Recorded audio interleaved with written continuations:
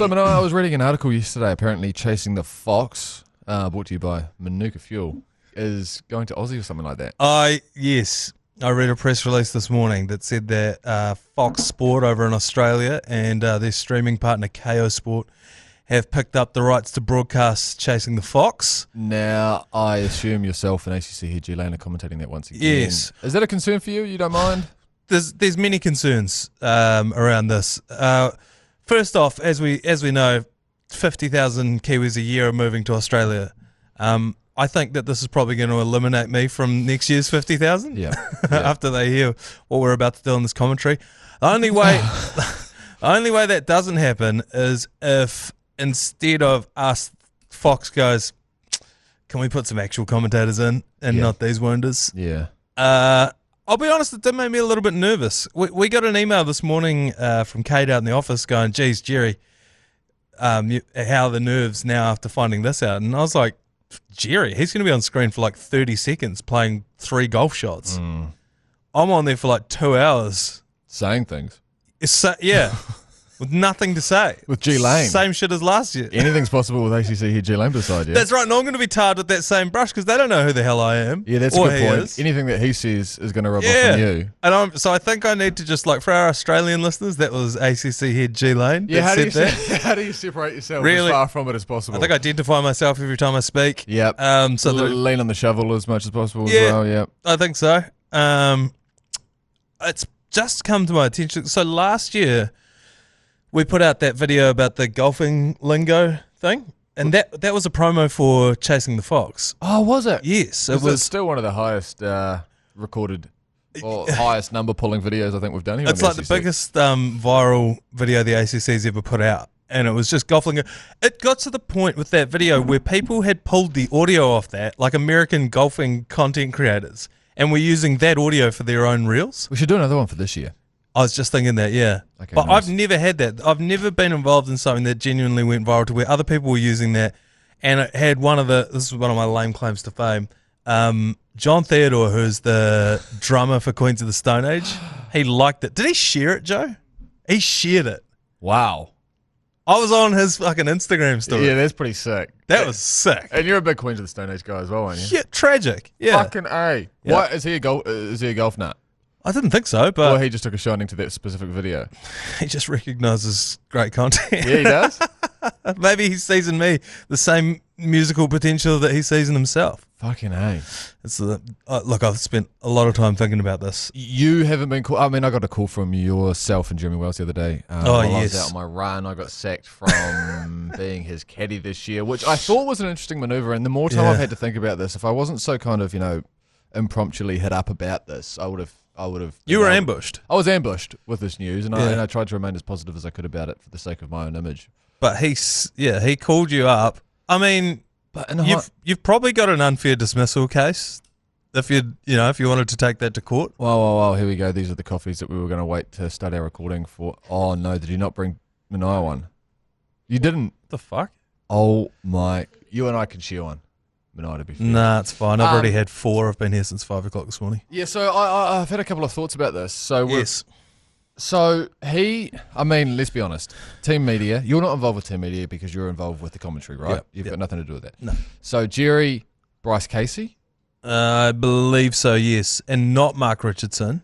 Di Henwood. Okay, so they've sacked Mark Richardson, who was the only good thing about that team last year, let's be honest, who shot 6 under on his own. Yeah, and I saw a video of Ryan Fox on the radio asking Bryce Casey to come on his team, and I was like, I know what's going on here. Yeah.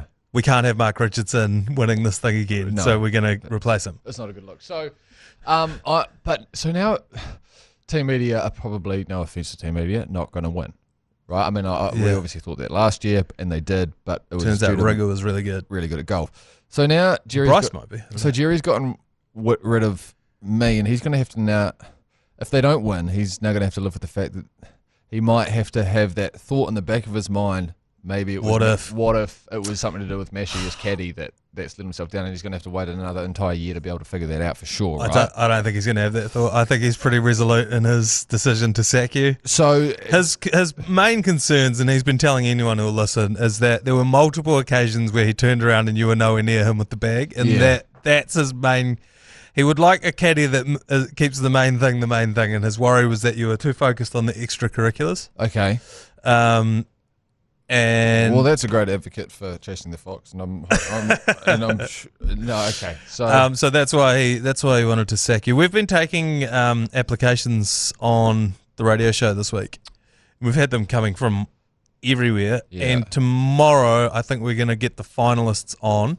Ryan Fox is joining us on the show tomorrow, and so we're going to get the finalists on and get Ryan to pick who should be Jeremy Wells' caddy. I think we might give them like a scenario. So like you won 50 from the pin, you got a southeasterly, blah, blah, blah. Yeah. Where would you be? And if their first answer is, first off, I'll be right beside you with the bag of golf clubs, then I think you'll probably bin them. I was having a look through some of the photos and maybe we can blast them up in the caravan, but of that day after being sacked, of me and Jerry sharing a drink out of the winning trophy. Yeah. Jerry and I. Oh, you were there for that part? Yeah, we were there for that That's part. his criticism. And then there was a lot of photos that were coming through, and I realised that he was right. I spent a lot of time around Mark Richardson that day. You're not in a lot of the photos of Jerry playing shots. No, but other people, I am in a lot of those photos. The thing is, a lot of people didn't notice this at the time when it happened, and I've only noticed it now that Jerry started pointing it out. But it's because the story of the round was that David Seymour walked to the first tee holding his girlfriend's hand, which has never been seen on a golf course before. No.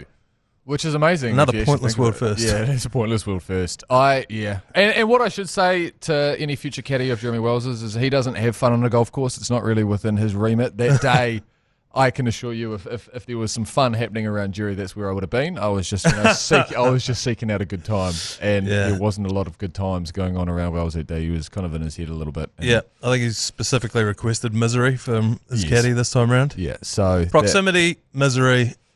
That's about it, I think. And a little less focused on being on the green. Yes.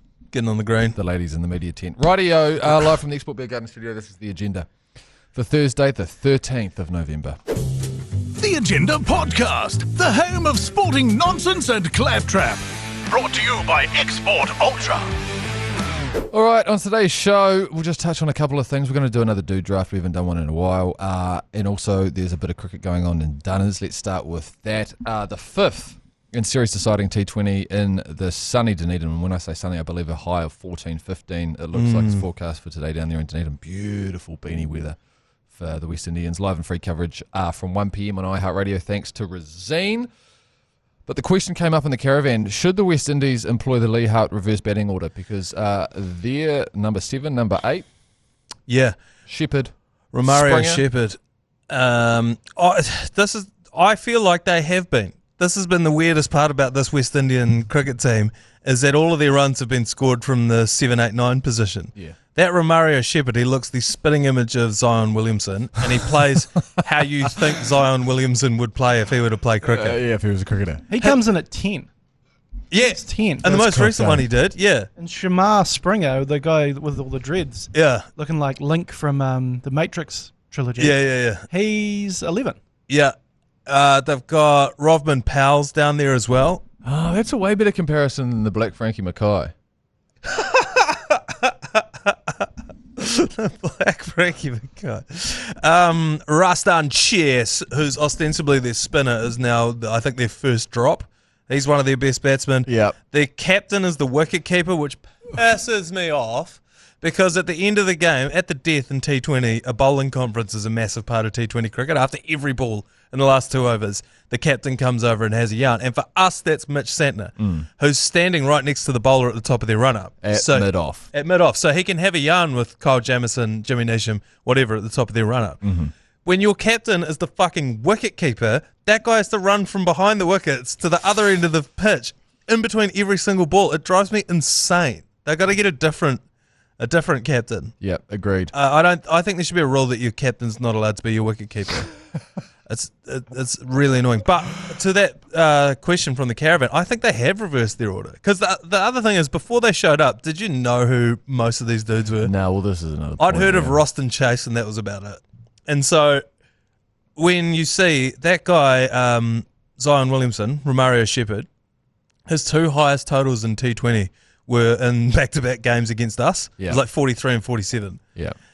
So I think they have reversed their order. And why not? I was saying on the commentary the other day, why not just pick 11 batsmen and just go, whoever wants to bowl can, but we're going to turn this thing into a home run derby, and we reckon we can just score more runs than you. How important is the batting order in T20 cricket? I don't know the answer to that question, but It's so random. But it feels random, doesn't it? But I tell you what, if you got 11 batsmen out there, it doesn't matter at all what the order is. Yep. So why don't we just pick 11 absolute blasters, and then just go, fuck it, Ravindra, you can be our spinner. Nisham, you can be our opening bowler. Yeah. What is the point of carrying 2 bowlers that can't bat in a T20? Because there is a chance they're going to have to get out there and win a game for you. So I'd just go bugger it, 11 batsmen. I hate to go full Matt Heath, but I reckon you go baseball and you pick one good bowler who is your pitcher. Yeah. He bowls 4 overs, and then you figure the other 16 out. Yeah. Bank on him to get wickets. Yeah. And then from there, you just pick 10 batsmen. Yeah, I guess the only difference is with like that. baseball, you can pitch every ball of an innings, whereas cricket, you can't. But you're right. You just have one dude out there. It's probably Jamieson, maybe Duffy at the moment. And then everyone else is just... I mean, you could have Santner and Bracewell, who are genuine bowlers and batters at the T20 game. But then everyone else, you just go bloody... David's just sloggers. Whoever the biggest sloggers in the country are. Where's Finn Allen? What's he up to? I don't know. He spends a lot of time inside a tattoo studio. Yeah. I think he's injured heel. Yeah. In grade cricket, though, like it's a big thing, though, isn't it? Like the best players on your side will put yourselves at 7 and 8. I always remember that being a thing. Like the captain, Yeah, you want to win. The captain with the scorebook up, pre-Saturday would go, actually, mate, I can't really be fuck batting. So if you go up there, and then I'll kind of come in 7 and 8 and deal with the shit bowlers, in the middle overs. So maybe there's a bit of that going on as well. I mean, Aussies basically picked 11 sloggers. Yep. So I don't know why. I just put no value on a good bowler in a T20 team. Bugger it. Got a bit of a Moneyball vibe about it. Yeah, I reckon that's how you solve for T20 is you just have sloggers, turn it into a home run derby, and let the chips fall where they may. Love it. Let's take a break. Oh, actually, before we do that, if you do want to secure yourself a couple of tickets to either the ODIs or tests against the West Indies, just simply text WEST, that's WEST, to 3236 and fill out the form to get in the draw, and we'll hook a whole bunch of great New Zealanders up with some tickets to the cricket this summer. Right, let's take a break, and we'll come back with the Dude Draft. Bear with me here, Manaia, as I read this word for word. Win the ultimate LA game day experience and experience it all with Air New Zealand. Going in the draw is easy. Just tune into the ACC's Summer of Cricket commentary on iHeartradio throughout November, and you'll get a special link to enter and be in to win the ultimate LA game day experience. As well as Air New Zealand return economy flights for 2 to Los Angeles. The prize, thanks to LA Tourism, also includes, here we go. Are you ready for this? 5 nights accommodation in a 4-star LA hotel. Tremendous. I mean, how good is this? Yeah. Two tickets to an LA Lakers game, 2 tickets to a Crypto.com arena tour, which I've been lucky enough to go to alongside Joe Jerry, actually. And we did get one hell of a tour, I barely remember it. 2 tickets to the Cosm LA. Have you ever been to the Cosm? No, I've never been to LA, but you've not been to LA? No, but Weird. I've heard this is it's like the Sphere kind of, but smaller. Eh? Yeah. I've seen it on social media. It's basically like you're sitting sideline at an NBA game or cage side at the UFC. We've discussed Matt Heath's dream to form some kind of sporting cult that's based around like a sporting bar in the middle of it. I think that's the type of thing that he's imagining is what the Cosm has to offer in LA. We want to open a sports bar. I wouldn't mind discussing it after this if we could. Okay, we'll come back to that. 2 Universal Studio Hollywood Express passes if you need to find something else to do. Taking the missus. Oh, well, that's a good point. And then return LAX airport transfers for 2 people. For all the details, just text LA to 32336. Experience it all with Air New Zealand. Just before we get into the Dude Draft, we want to start a bar here in New Zealand. We want to call it the Hog N Yoppers, which is sounds like a bar off Brokenwood Mysteries or something. It sounds like a British pub, doesn't it? But basically we want to turn it into like an American-style sports bar where there's just sports wall-to-wall. Just and it's just going to be real simple. There's only going to be like a couple of beers on tap. It's not. If you want to go and sit down at a craft beer bar, you can do that. But if you're coming here, we're watching sport. There's going to be a bowling alley, pop a shot, a driving range, bowling net in there as well. Yeah. There'll be a stage for live music. Live music's good. Yeah. So like, the Yummy Boys can get up there or whatever. We could have bands in there. So back to the beginning. Who's we? Sorry, you and Me and Jerry. Okay. So the Hog N Yoppers, and it's based in Auckland. Oh, even Christchurch. I don't Christchurch would be a good spot for Christchurch would be a great spot for the Hog N Yoppers.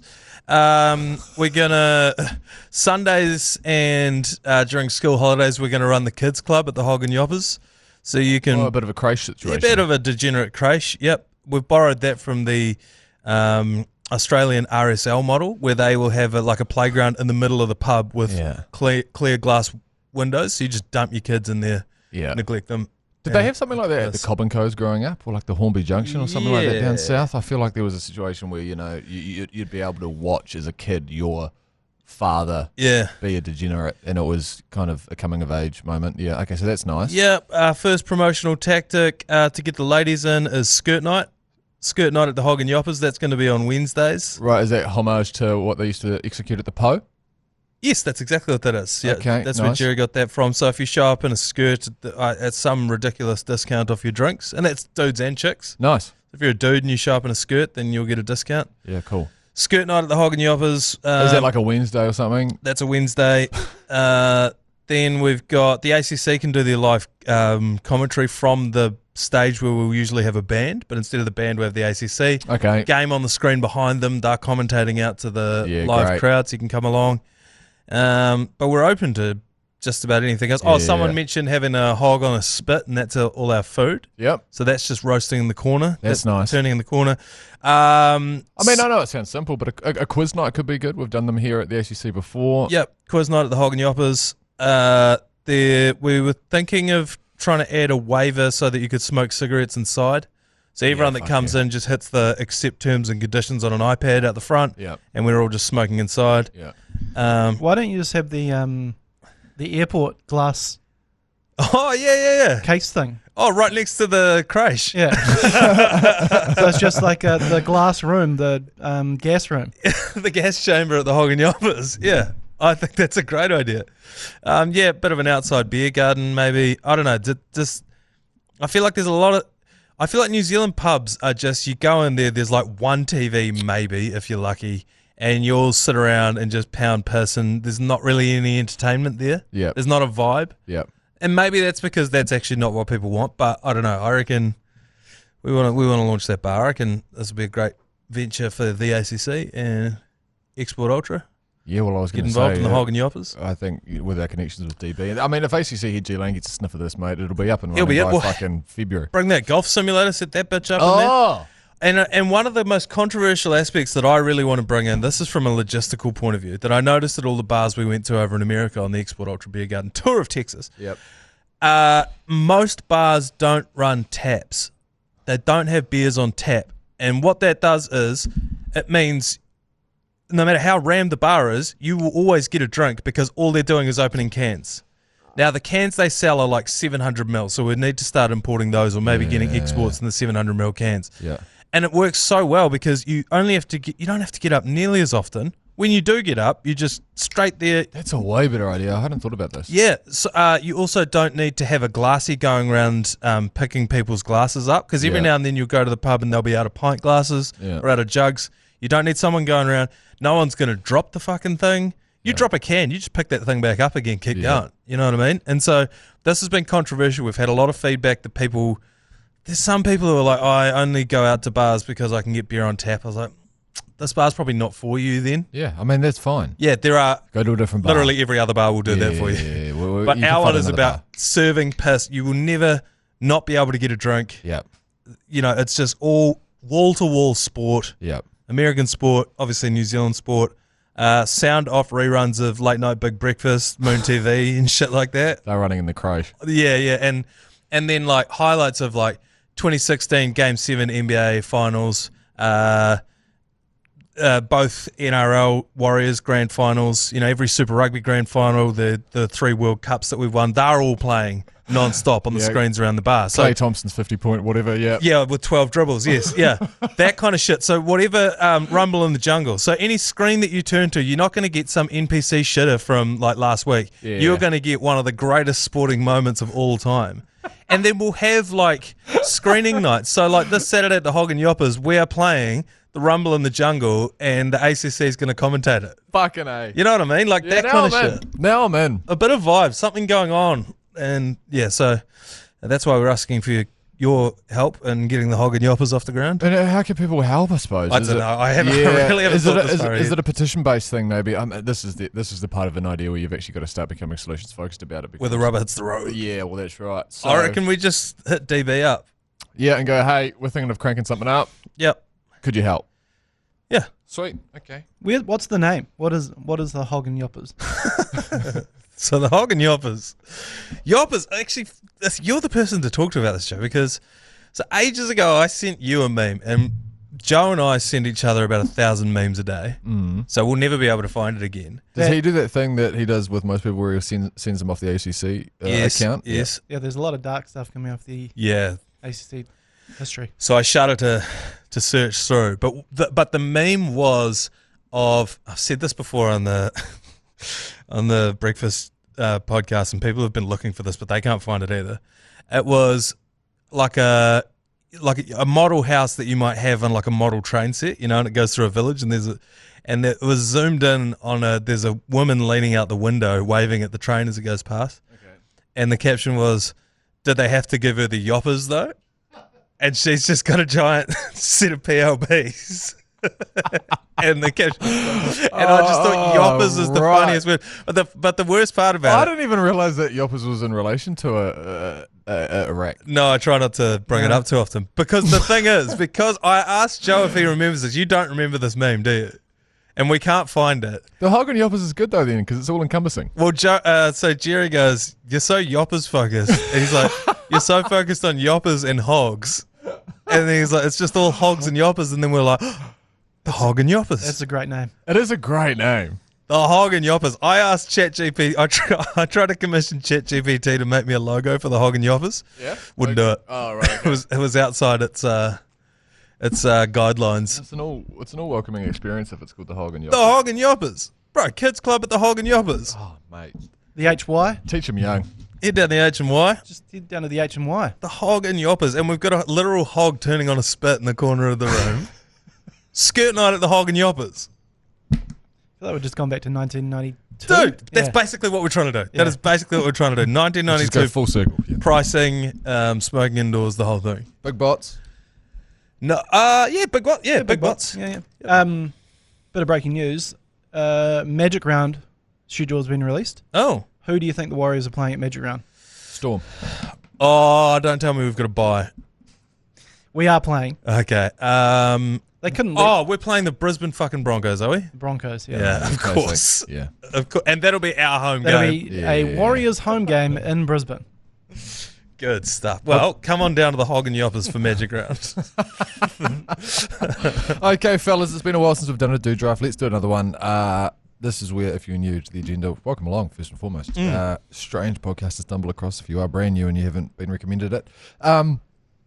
We select a topic and we each choose a team of 4 in regards to said topic, and then we'll chuck them up on the caravan, and then you can decide who has the best team. This week we are picking the ultimate golf foursome, including yourself. So does that mean we've got 3 other members to pick? Yeah, 3 picks. So is this four ball Ambrose?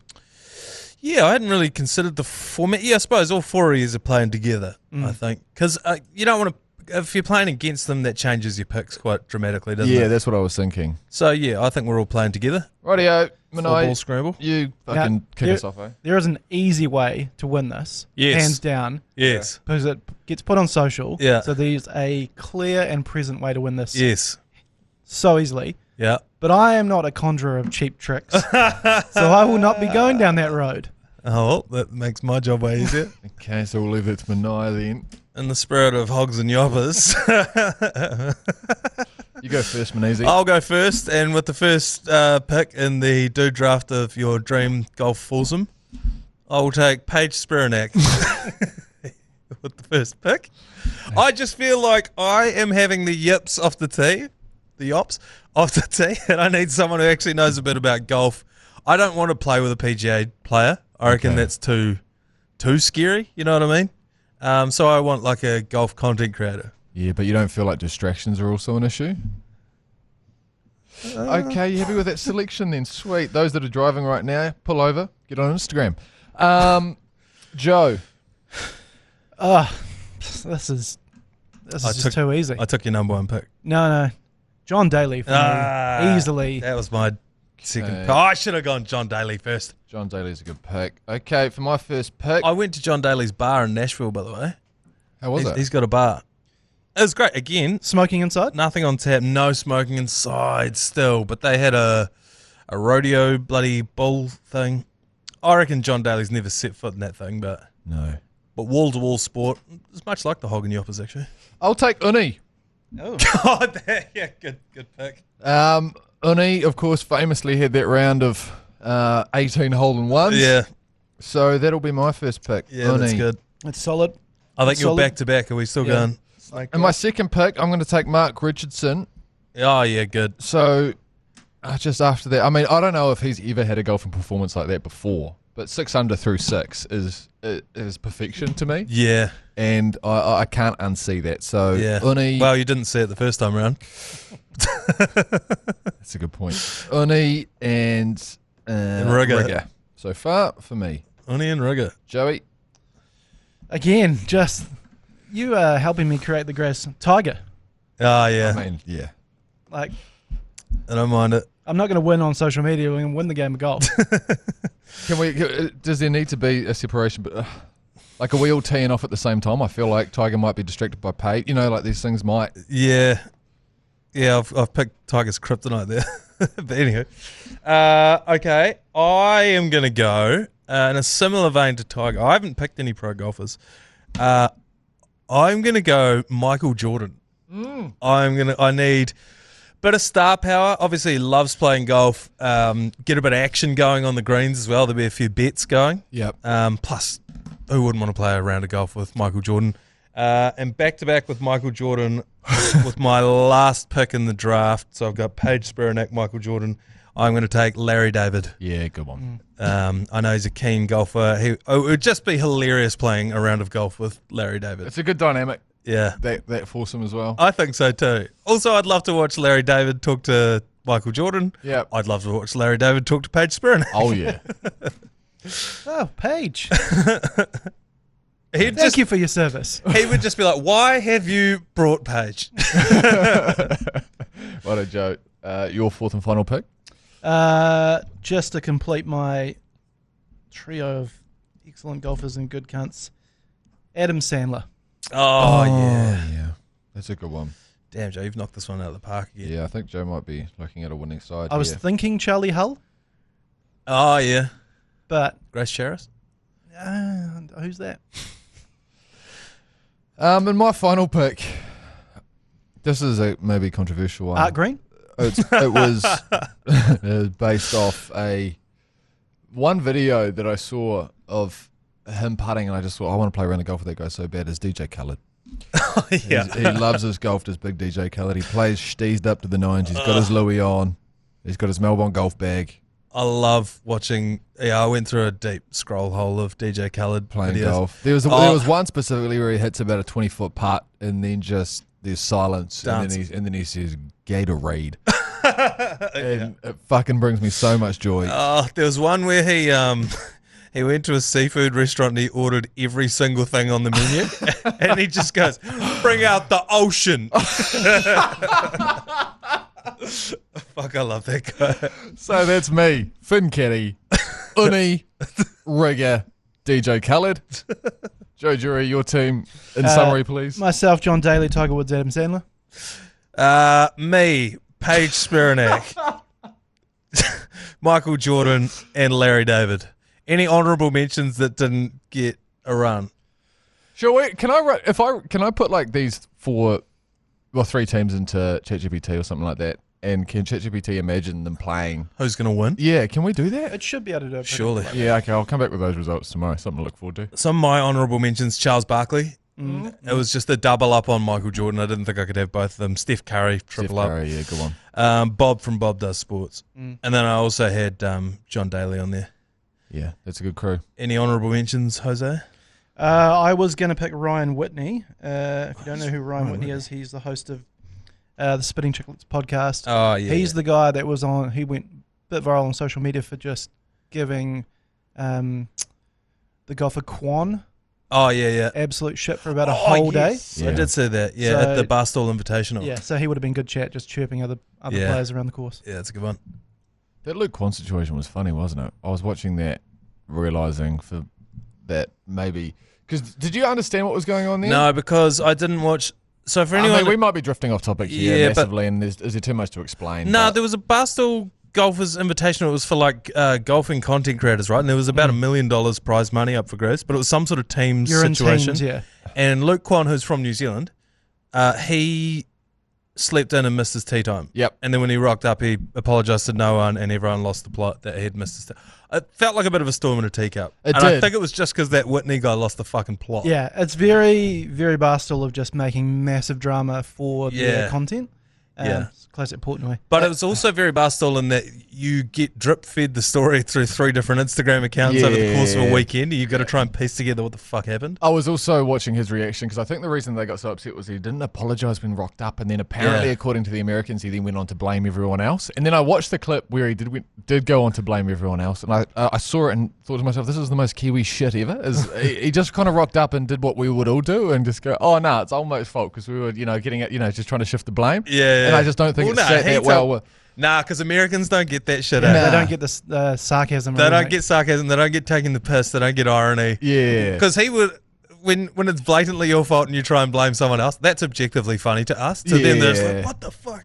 Yeah, and I think that's how that went down. Yeah. Anyway, enough about that. Foxy, an honourable mention, of course. He would be fairly useful in a 4-ball Ambrose, I can imagine. I sort of hard out regret picking Paige after you guys didn't go down that same road with me. But anyhow. It's a real lighthouse at the end of the pier kind of situation for you, isn't it? Okay. Everyone else has gone for something else and you just first pick. Well, I had to show my hand first. I should have gone last pick. I should have I should have traded back a couple of spots. We hadn't even finished asking you the question and you were saying it. We'll take a break. Come back with a few yours, please. Yours, please. Brought to you by Export Ultra. All right, okay. This is the part of the show where you get in touch and we then play out the bits of audio that you get in touch via. So if you want to do so, just feel free to hit that microphone button on the iHeartradio app. You can send us a message and we'll get to it at some stage. We've got 3 to get through today. First one, yours, please. G'day, boys. Brady here. What's up, Brady? Player comp. Any open side flanker that rather than training just drank way too many beers and ate way too many pies. Just wanted to congratulate Manaia. 4. I know G-Lane's going to give you a lot of advice on the end of your life, so congrats, mate. Presume that's on the engagement. I don't think I've been on the podcast since then. That makes sense. Is that the end of my life, is it? Signed it all the way. Thank you very much to Brady. Next one, yours, please.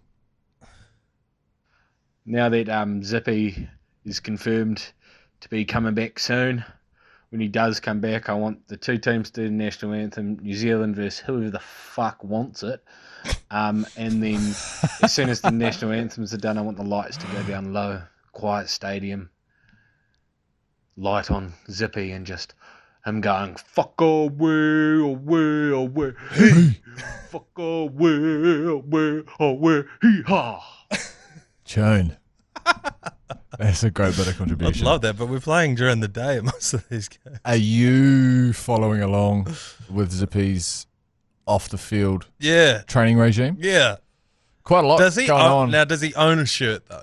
That's what I want to know. Yeah. Does he have any shirts left? He's just constantly shirtless in doing sprints. He's lifting with his missus. I'm pretty sure he wears his Oakleys in the gym. Yeah, inside. Yeah. Shirt off.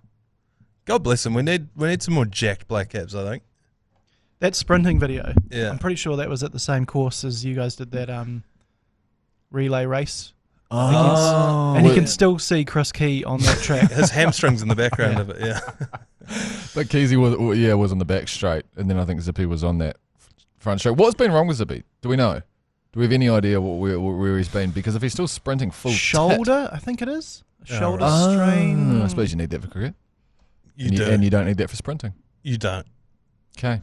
Next one. Yours, please. Yeah, g'day, lads. Just follow up on the cricket grounds that get underused around the traps. What about old Copham Oval up in Whangarei? Yes. Great place for cricket on a sunny summer's day. Massively underutilised. Hasn't had a Black Caps game in bloody donkey's years. Thoughts? Yep. Agreed. Yeah. Agreed. There's a lot of those grounds around New Zealand. Every town probably has like 3. Yeah. I can think of 3 around Waimate/Oamaru that are massively underutilised. And look incredible. And so nice. I've been saying for the longest time that's the way that this is probably what he was referring to. I don't know if you guys are talking about it on another podcast or something, but that's where it should go, is to those boutique grounds. Yeah. Because they'll be a sellout, particularly in regions that don't get a lot of international cricket. And then the drone shots will just look sick. Yeah, well, the tourism part of it. Yeah. People will see that and go, hang on, where the fuck are we playing? I've said it before and I'll say it again, that Cheviot Oval is so nice. Yes, there's a massive embankment that's got 3 massive palm trees just beyond the fucking 30-yard circle. Yeah. But it's so pretty. Yeah. There's Cobham is a good one though, to be fair. Yeah, there's surely there's one up in fucking Kaikoura. Yeah. There'll be one in Kaikoura. Yeah. It might have fallen into the sea after the last earthquake. That's true. But I mean, even Queenstown. How do we not have? Surely Queenstown should be baked in every tour, because Queenstown looks ridiculous. Especially after what Corey Anderson did there It looks remarkable. 10 years ago. You went to a game of cricket in Queenstown, didn't you? No, I didn't. We went down and we did like a pre-game before. It was probably the last Black Caps game there. Yeah, it was against 2 years ago. Might have been against the West Indies even. Hell of a game, I heard. We flew down there, and then I'll say her name. Zoe booked us flights back. Not Zoe from Hodoki Breakfast, a different Zoe. Moe Zoe? Yes. Okay. Moe Zoe. She booked us tickets back from Queenstown at the time the game was going on. So we went, poured piss beforehand, and then just went and got on a plane and fucked off. And the worst part was, from the departure lounge at the Queenstown airport, you can see the cricket field. So I was sitting there looking at it. She fell asleep waiting for the flight to leave, and so I'm just sitting there. G Lane will be in Korea on his own probably. He didn't even come. Oh, he wasn't there? He wasn't there. We were up here because we were commentating it. Yeah. Oh, for God's sake. Yeah, fuck that. And so I'd had a couple responsibles beforehand, and so I'm just like half cut sitting with my hand against the window, fogging it up. Becoming more and more ropeable. Yearning for, God bless young Zoe. She didn't really know much about cricket. I got to watch 2 balls as we flew over the top of it on our way out of Queenstown. They were both dots. Is that all we've got? They were both mine. Was that 3? Okay. All right. If you want to get another couple of yours pleases in before the end of the week, feel free to send them through by clicking that microphone button.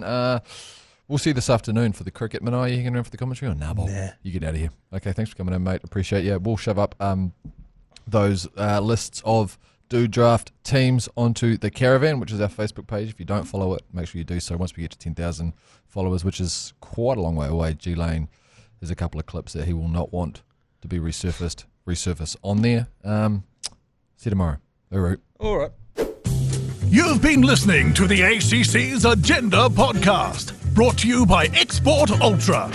For more episodes, like and follow on iHeartradio or wherever you get your podcasts.